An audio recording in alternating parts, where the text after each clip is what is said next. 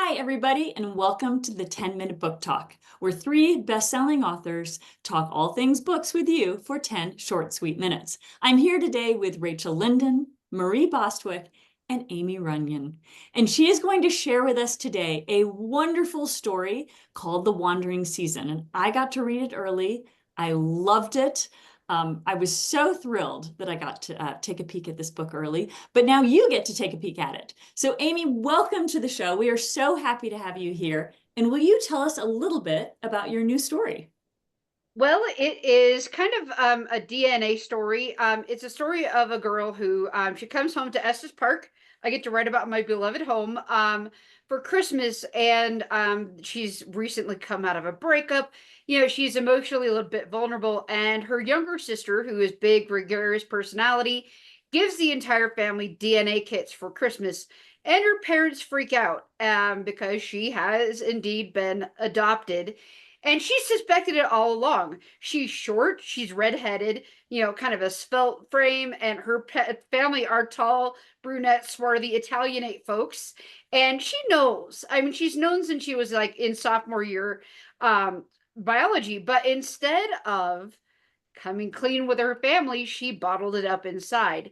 And a lot of the story has to deal with her processing that now that it's no longer a secret from the family, is out in the open. And so her family, sort of as a gesture, slightly out of guilt and to get her out of her own head, send her off to four of the key locations from her DNA report.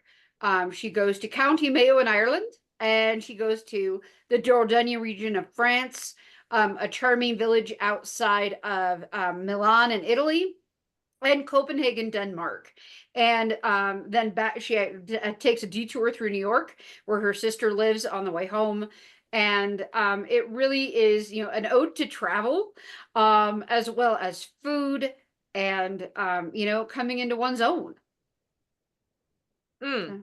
Okay, so you're speaking my love language so much with food and with travel because I write about those things, I love those things, I live those things.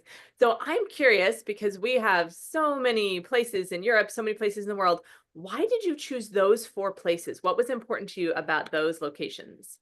Well, partly because I emulated this. I figured the most authentic thing to do was to emulate it off my own DNA results.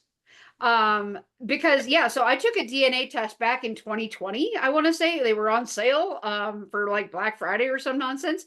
And I was always curious because I am short, blonde, and I do bear a resemblance to my family, but they're all taller and dark haired and things like that. So there's always been jokes about me being the mailman's kid. And so, which is not true. I've got evidence now.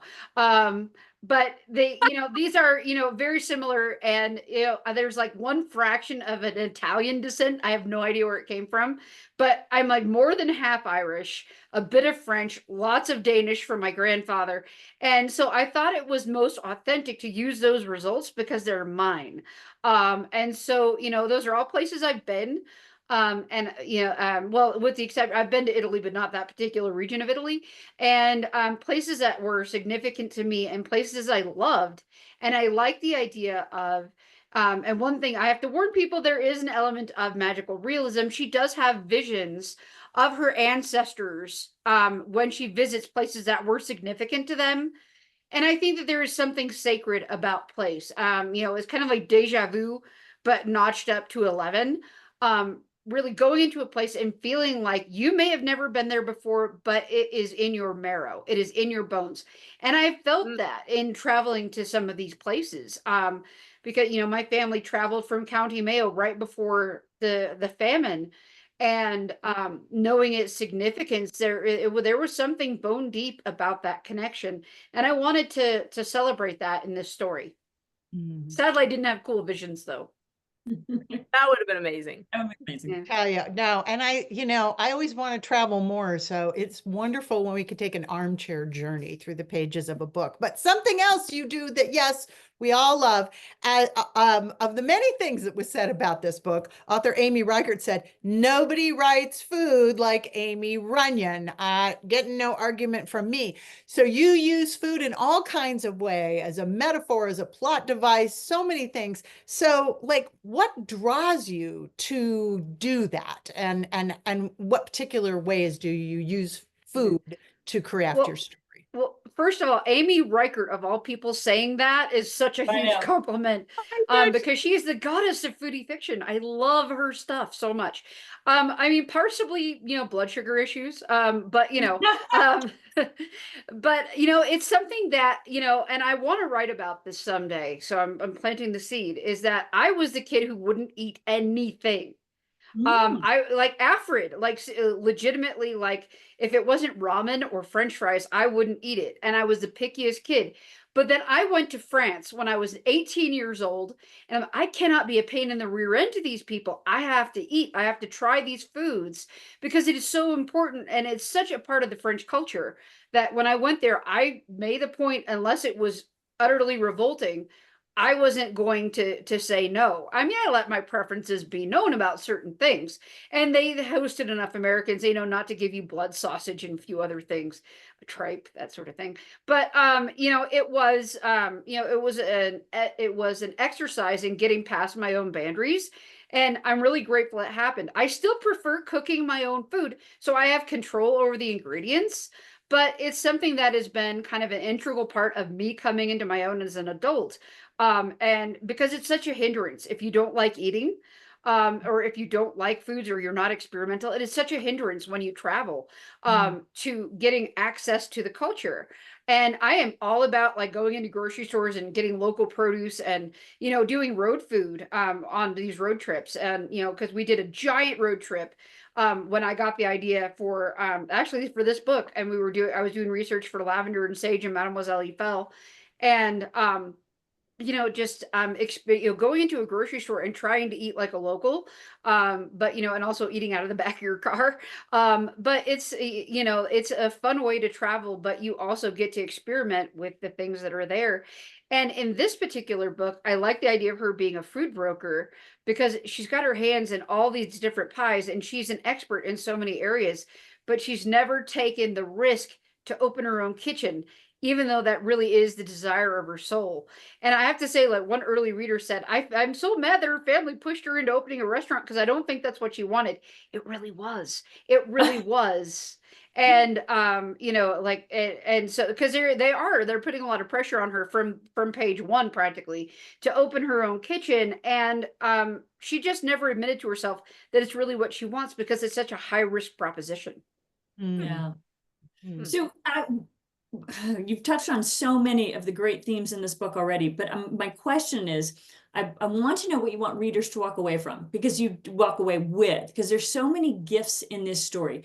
The idea of place within family, the idea of reaching for dreams, the idea of freedom and travel and discovering yourself, and really self-discovery, but also that sort of iconic moment of coming of age, coming into our own. And so there's so much in this story. What do you think is one of those nuggets that we take away for our own journeys? Yeah, it is the story, you've got the coming of age when people in their late teens, early 20s figure out something about themselves. But this is, kind of like the next step, coming into owning that and being more comfortable in your own skin. But it really is a celebration of the fact that we are all worth taking risks on. And I mean, it goes back to my own writing. I was 33 when I finally decided to sit down and write a book from start to finish, because I didn't have a degree in creative writing. And I'm like, nobody comes around and gives you a little sheriff's badge that says writer, and you've got permission to write a book. But it seemed like such a huge investment of time. And I was a new mother, and I was just so nervous about that investment of time. But each and every one of us deserve to take a risk on ourselves. And of course, that's coming from a place of huge privilege. We don't all have that ability, but she does. She does. And yes, I'm worried about people saying, oh, these girls have access to Daddy's Platinum card. But that was, I thought, generationally appropriate. Who can live in New York at the age of 24 anymore, like without parental help? So that was me trying to be like authentic. But yeah, she has the ability to, she's got the resources to take a risk on opening her own restaurant. And she deserves that chance if that's truly what she wants. And I really do think it is. So each and every person who reads this book, well, even if you don't, you are worth taking a risk. And that's, that's kind of what I took away in my heart. Oh, love that. I love that. Fine. Okay, before we wrap up, two things. Number one, I want to hold that cover up again because everyone needs to see it multiple times because it's beautiful. Wandering Beautiful. Season. It really is beautiful. But also, Aimie, I want to ask you what we ask every author who comes on this show. What is bringing you joy today? Well, my husband's coming home from a long trip to his home from Tucson, and my cat joined me. And I had a Zoom meeting with a student, and my cat joined us, and that was really fun. So those are the two things giving me joy today. Love it. That's fantastic.